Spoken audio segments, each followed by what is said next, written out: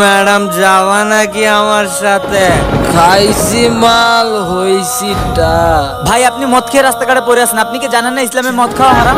ভাই আজান দিচ্ছে, চলেন নামাজটা পড়ে আসি। ইনশাআল্লাহ এরপর দিনে দাওয়াত হবে।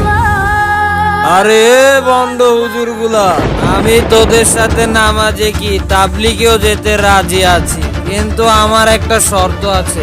বলেন ভাই কি শর্ত? তোদের বউকে আমার কাছে পাঠাতে হবে।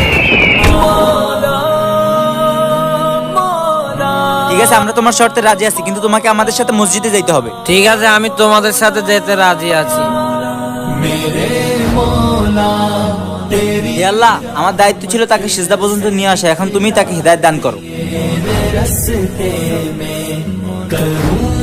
মাশাআল্লাহ ভাই, আপনার তো 40 দিন পূর্ণ হয়ে গেছে, আপনি আমার বউকে নিয়ে যেতে পারেন। ভাই প্রথমে নসিহত করেন, পরে গুনাহ করতে বলেন। নামাজি ব্যক্তি কি কারো মনে কষ্ট দিতে পারে ভাই?